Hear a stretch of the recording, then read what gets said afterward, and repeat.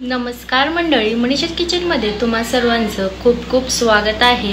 मी अर्पिता घेऊन आली आहे तुम्हा सर्वांसाठी एक नवीन रेसिपी आणि अशाच नवीन रेसिपी बघण्यासाठी मनीषा's किचनला नक्की सबस्क्राइब करा आणि बेल आयकॉनवर क्लिक करा। जेव्हा कधी मी नवीन रेसिपी अपलोड करेन त्याचं नोटिफिकेशन तुम्हाला येईल आणि तुम्ही एक देखील व्हिडिओ मिस नाही करणार।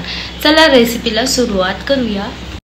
आज आपण काबुली चण्याचे कालवण बनवणार आहे, म्हणजेच की छोल्याचं कालवण। त्यासाठी गॅसवर कुकर ठेवून 2 पळी तेल घालायचं आहे। तेल चांगलं कडकडीत गरम झालं की मोठ्या साईजचे 2 कांदे बारीक चिरून घालायचा आहे। कांदा देखील चांगला परतून घ्यायचा आहे लालसर कलर येण्यापर्यंत।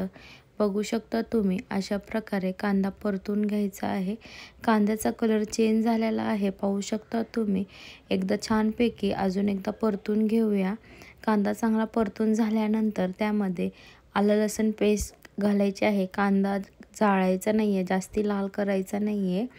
अशा प्रकारे कलर चेंज झाला की त्यामध्ये आलं लसूण पेस्ट घालायची आहे आणि परत एकदा 1-2 मिनटं चांगली परतून घ्यायची आहे। कांद्यासोबत चांगली मिक्स करायची आहे। बघू शकता तुम्ही अशा प्रकारे आलं लसूण पेस्ट देखील कांद्यासोबत चांगली परतून झालेली आहे। आता आपण काही सुके मसाले घालणार आहोत। हळद, लाल तिखट, घरगुती मसाला आहे, धनिया पावडर मिक्स करून घ्यायचा आहे। मसाले घातल्यानंतर बघू शकता तुम्ही छानपैकी मसाला देखील तेलामध्ये परतून घ्यायचा आहे कांद्यासोबत। आता त्यामध्ये चवीनुसार मीठ घालायचं आहे आणि मिक्स करून घ्यायचं आहे। बघू शकता तुम्ही अशा प्रकारे आपला मसाला तयार झालेला आहे।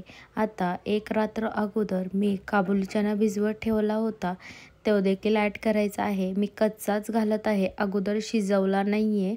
अशा प्रकारे काबुली चना घालायचा आहे आणि मिक्स करून घ्यायचं आहे। मी डायरेक्ट करत आहे म्हणून मी काबुली चना भिजवलेला घेतला आहे, शिजवून घेतलेला नाही आहे। अशा प्रकारे काबुली चना घातल्यानंतर परतून घ्यायचं आहे। बघू शकता तुम्ही व्हिडिओमध्ये अशा प्रकारे छान परतून घ्यायचं आहे।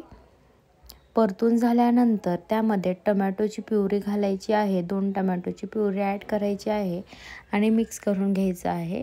छान परतून घ्यायचं आहे। आता परतून झाल्यानंतर झाकण वरच्यावर ठेवायचं आहे आणि 5 मिनटं वाफ द्यायची आहे। बघू शकता छानपैकी तेल सुटलं आहे। गॅसचा फ्लेम बारीक करून घ्यायचा आहे आणि परत एकदा परतून घ्यायचं आहे। परत फास्ट केला आहे गॅसचा फ्लेम आणि परतून घ्यायचं आहे। बघू शकता तुम्ही चांगलं तेल सुटलं आहे। आता त्यामध्ये पाणी ॲड करायचं आहे। तुम्हाला हवा तेवढा, तुम्हाला जेवढा कालवणाचा रस्सा पाहिजे तेवढं तुम्ही वाढवू शकता। आता मिक्स करून घ्यायचं आहे आणि कुकरला झाकण लावायचं आहे। 4 शिट्ट्या द्यायच्या आहे आणि 5 ते 10 मिनटं मीडियम फ्लेमवर ठेवायचं आहे।